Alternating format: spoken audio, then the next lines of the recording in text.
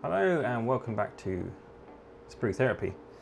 Today we're going to be doing an in-box review of Eduard's new Spitfire Mk.1.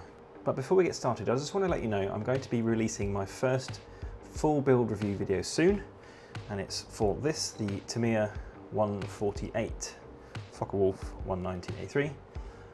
So this is the end result of the build video. So if you want to see that, please do go ahead and subscribe and hit that alarm bell icon so that you get notified when that video gets released. Today's video is not about that. Eduard's Spitfire Story The Few kit.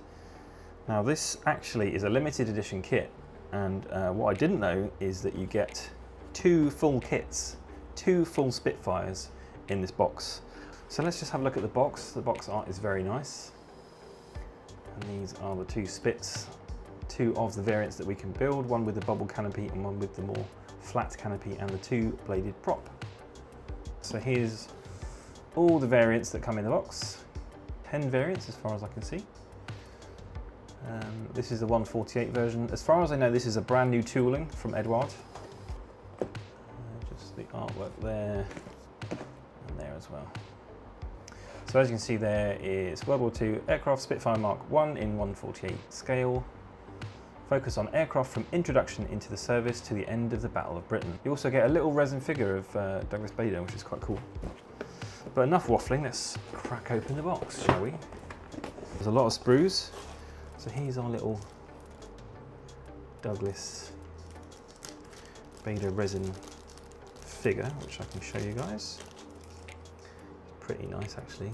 At first I thought he had a little dog with him, but it's actually his arm, which is sort of moulded separately. Not sure why that's moulded separately, but it is. Probably because it's pointing out. But yeah, that's pretty cool actually. Nice detail on there. That'd be nice to paint. So there's that. That's the resin figure that you get.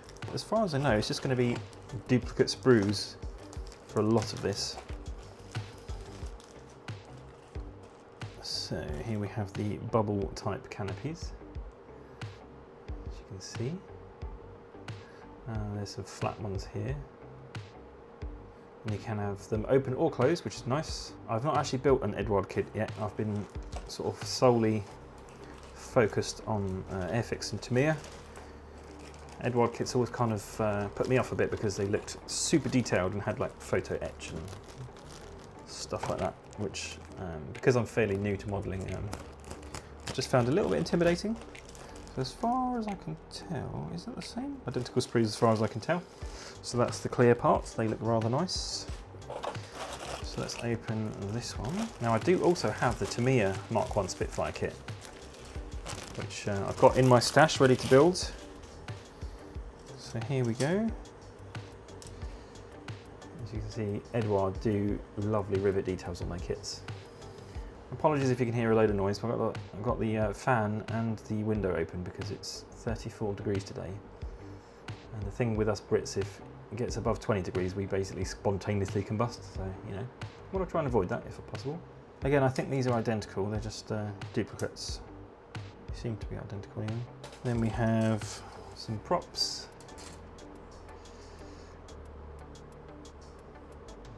Different nose cones and some seats. One with padding and one without. There's the padded one and there's the just the metal. So that's interesting. And then again, identical sprues, so you can build the two kits. And then we have our wings.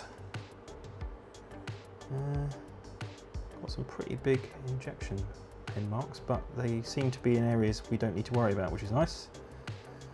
That is very nice. Got some wheel well detail there, even with rivets inside there. That's nice. So, like I said, I've not built an Eduard kit yet, so but I am really looking forward to it because the detail looks fantastic on these. Surface detail looks amazing. I mean, I've not punched my own rivet detail. I'm not that kind of advanced yet, but sort of I'm building up to it. I reckon it won't be long before I'm looking to do that on my kits if there's no rivet detail, but it's nice to have it on these kits as standard. Right, we've got a couple more packs of sprues. Let's have a look. This one looks to be, I think they're identical actually. Are they identical? Yeah, I think they are. So these are, again, just duplicate sprues so that you can build the two aircraft. So this was about £57 in the UK, which is not bad. It's about par for the course, I think, for a decent 148 kit. So here's all the details of these. Here's all the parts on this sprue. We've got the wingtips, elevator, the ailerons, flaps. We've got the wheels, some little sort of pitos, or I can't remember what they're called, pitos? Pitot? Is that one? Nose cones. I like how they've moulded the wheels in that you've got the actual inside of the metal part of the wheel and the rubber part of the wheel separately, so you can paint these up separately and not have to worry about masking, which is fantastic. Just one less job really, which is nice when these companies make modelers' lives easy. There's nothing worse than a kit that just doesn't seem to take the modelers' time into consideration. I'm definitely going to do a full build video of at least one of these, maybe two, we'll see. So there's that. What we've got on this one, we've got some of the cockpit details, the back of the seat there, sort of the framework. Another seat there for some reason, not sure why. The tanks that go into the cockpit.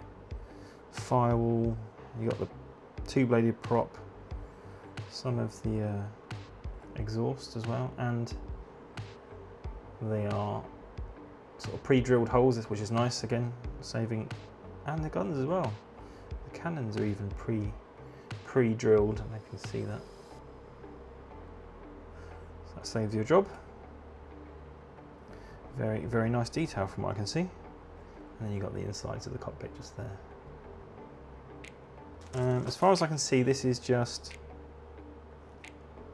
repeating that last set of sprues, so I won't open this one because it looks to be the same. Right, so now on to the extra bits, which is the photo etch. And it looks like we just get two sets of this. Yeah, I think so. Two sets, which is nice. They're identical as far as I can see. Yeah, they got the same number. So there we go. Two sets of photo etch. Plenty of extra bits there.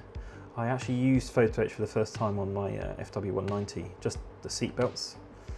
But I think I'm going to have to get one of those photo etch tools, bending tools, because some of this looks very, very small. I think I'll struggle. I'm quite ham-fisted, so I think I'll definitely need all the help I can get. It's nice to see they've got the little glass sort of parts of the dials there. That's pretty cool. That's a nice little detail. Yeah, so that's those two. Let me put that back in there. Then we have, in typical Eduard fashion, we have the masks. So that's your canopy masks.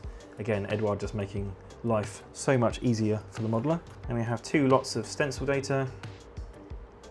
So just repeated on the back there. Yeah, the same. So here's all our roundels.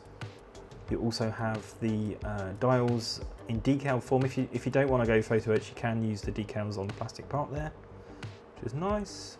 Plenty of options. Like I said, there's 10 variants in this kit over the two Spitfires, the two different versions. Our instruction sheet. I assume we're going to have a bit of a, oh yeah, we've got quite a lot of text to go through, just giving you an overview of many of the different aspects of the Spitfire's development, technical development, when it was delivered to what squadron and in what kind of numbers. So that's interesting, just a little bit of sort of historical background really. And then we have the, I'm just going to turn this light down a bit so you're not getting blinded. There we go, that's a bit better. And you've got your colour callouts down at the bottom. This one has guns, Mr. Colour, paints, mission models as well. But I generally use Vallejo Model Air, or I might try Tamiya actually, because I've heard good things. I keep getting a lot of tip drying with Vallejo because they're acrylic, but because they're proper water acrylics, they do dry ever so quickly, even with retarder. So yeah, just going through the instruction booklet, everything looks pretty good. You've got all the photo etch parts. There's the mask there as well. it all looks pretty simple, dare I say it. Yes, I am very looking forward to building this kit. Well, all 4 of them actually. That's nice. We get photo etch raised rivet details as well.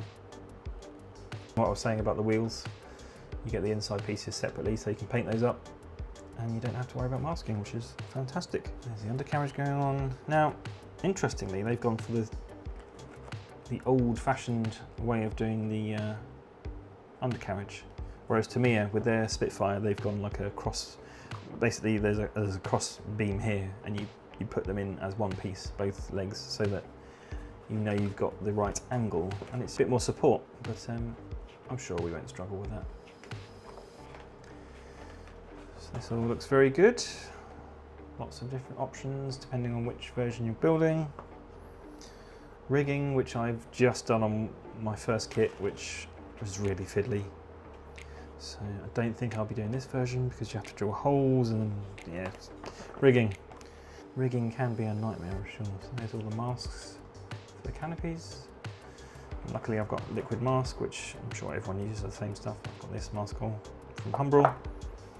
And here we have all the different versions. So we've got one from Duxford, we've got one from Catterick, we've got this one from Hornchurch, RAF Hornchurch, we've got RAF Drem, RAF Hornchurch again, different version though. Then we've got Duxford again and Hornchurch again, but that one's got the duck egg green on the bottom. Another Hornchurch, and then RAF Foulmere in Cambridgeshire. Oh, and one more, RAF West Hampnet in West Sussex. And then there's a stencil data as well. Very nice. Oh, and if you really want to splash out, you can buy all these extra bits and bobs for your kit. Maybe one day I'll do this and get one of these nice extra detail. I really like the cockpit dials. That looks really good. But yeah, so there we have it. All right, thank you guys for watching. Like I said, if you want to see my upcoming build video of this, the Tamiya FW190A3, do hit that subscribe button and the alarm bell icon so that you get notified of all future uploads. And hopefully you enjoy what I've done with this kit. All right guys, thank you for watching, and take care, and we'll see you on the next one.